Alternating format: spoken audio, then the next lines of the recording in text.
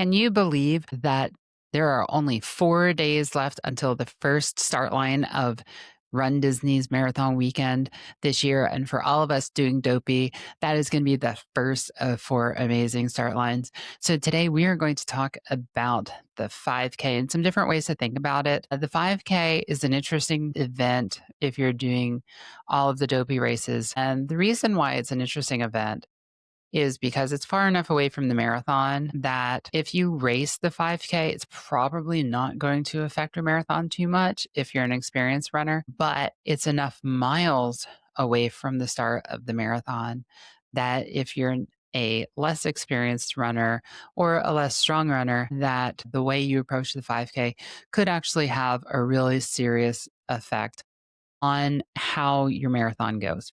All right. So we talked earlier about nutrition and carb loading and how to approach that. And, one of the keys here is continue to get glycogen into your body.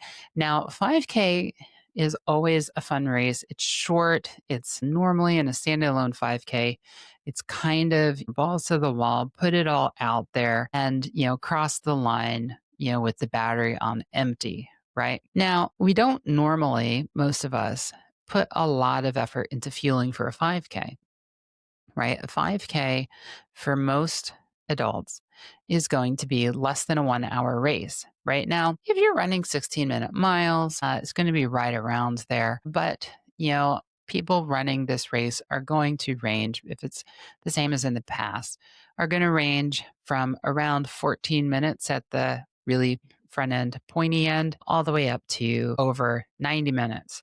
And don't forget, this race, there will be plenty of characters, although it's never going to feel like in the 5K, it never feels quite like there's as many as you would expect. The genesis of the 5K at Disney is it started out as a family fun run. And it kind of remains that way. It is timed for Dopey participants. It's generally not timed if you're not doing Dopey.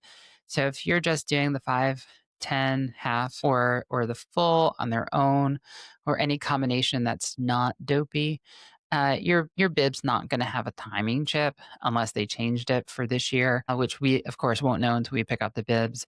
But one thing here is first, definitely get some glycogen into your body. So we talked about fueling. I would strongly encourage that you take something shortly before the race, usually a gel about 15 minutes before the start of the race. Now, depending on how long you take, you may not want to add anything during the race, and that's fine. If you're running, an hour or less, the general consensus is that you don't need to add supplemental fueling. Adding additional fueling usually is thought to be beneficial when you're in an endurance event that exceeds 1 hour. Same thing with hydration on the 5K. There is usually only two hydration stops. There will be one at the midpoint and then one shortly before the end of the race, and that should be good enough for most people. I would not bring extra hydration or my own for a race this short, especially going through Epcot. And like worst comes to worst, you track down a water fountain, which there'll be several. On this race, it's 3 miles. And 1 mile of that will be outside of the park, and roughly 2 miles will be inside the park. The path has changed pretty significantly through Epcot the last couple of years as the construction that was going on has changed. And now there's actually quite a bit more in the park than there used to be. There had previously been a bunch that was kind of backstage. And one of the things to be aware of is as the first race, you are going to feel your freshest showing up at the finish line. It's almost a shame that the races aren't in the other order with the marathon first. And just because like the marathon is really where you want to show up like super sharp and energized. Unfortunately, that's not the case. So the main theme for the 5K, if you're doing Dopey, is restraint. And what I mean by that is you can go and all out race it. And if you're a fast runner, the temptation is always there to run it, as a 5K. I would encourage most people to pull back, run it more like you would a training run. That doesn't mean it needs to be slow. For me, my normal 5Ks are about 3 minutes faster than my Dopey 5Ks. So they're still pretty quick. And I do stop at every character stop and get my picture. And then I move on to the next one. Um, this one for slower runners, there tends not to be sweeping, although, of course, that could change at any time.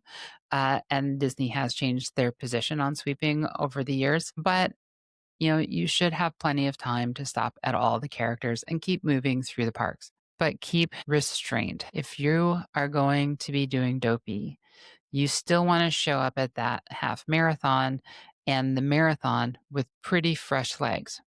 However, this is where thinking about how you're going to approach the other races matters. If it's really important to you to go out and run your heart out and just have tons of fun, just kind of racing this little 5K, there's really nothing stopping you, but you have to think about how you're going to approach tomorrow.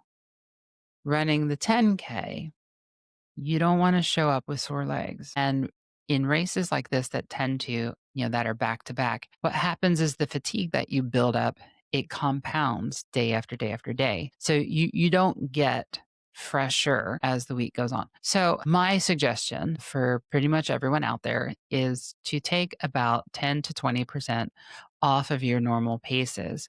And that's how I would suggest pacing this race. So instead of running it in your normal like zone 5 or zone 6, maybe you pull back to like a zone 4 or even a high zone 3. On the other end, the classic, as long as I've been running these races, the classic advice I have heard and been given is to really just walk the 5K. I think that might be a little bit excessive, but for some people that might be the right strategy. But certainly the intent is correct is, pull back a little, treat it more like a fun run, versus treating it like a race. Now, if you're at the really pointy end and your goal is to win it, then by all means go out and race it. Just recognize that you're going to have that much more work ahead of you preparing for tomorrow. Now, after the race, the 5K is interesting. 10K is pretty similar too, because if you are at the front end of the corrals, meaning if you're in, the first, say, 50% to start, don't know how many corrals there will be at Dopey. I believe it went, if I remember right, at Wine and Dine and went to E, went to D or E for the, I think it went to E for the 5K. There's a good chance if you are running a 5K that is under 25 minutes, it is likely that you are going to cross the finish line and hear them still sending out runners who are just starting their race. So that creates an interesting situation because the course actually follows the same path that the buses use to exit. So the buses will not start moving until the very last runner has made it into the park. And then they have to clear the course of all the cones and so on before the buses start getting moving. So if you are in corral A, B, and probably C, you are going to have some time to kill. So let's talk about that. You cross the finish line, and the finisher chute at Disney is quite long. It's over a half a mile, usually, from the time you cross the finish line to the time you exit the finisher chute area. In there, you're also going to have opportunities to use the toilet. And then outside the finisher area, where the main stage is, there's usually 4 characters, and the characters do rotate day to day. So what we do is, me and the group that I'm in, we meet each other at the finisher area, just outside the finisher area. And then we'll go and get our picture taken at all the characters, do the I did it picture. And depending on what time it is, we might grab a cup of coffee at one of the food trucks. It's usually 4 or 5 food trucks in that same area. And then we go ahead and wait for the bus. Now, every weekend is different. Luckily, this year, the weather is looking like it might be actually really nice with temperatures in the 60s at the start line and maybe in the 70s or even low 80s for the marathon at the finish line. So, standing out there is probably not going to be too bad. At other race weekends, standing out there waiting for the bus can be quite cold. So, waiting in line for the characters is not so bad. One way around that, if you expect to finish super early, so like suppose that you're expecting to run a maybe 15, 20, 25 minute 5K, you can, of course, always drive or Uber. And that route does not cross the path, so you're free to exit there anytime you want. The delay is really only for those taking the Disney buses. I hope this was helpful, and I'll see you tomorrow as we talk about the 10K and the half marathon. And with that, be fierce, be you, and I'll see you tomorrow.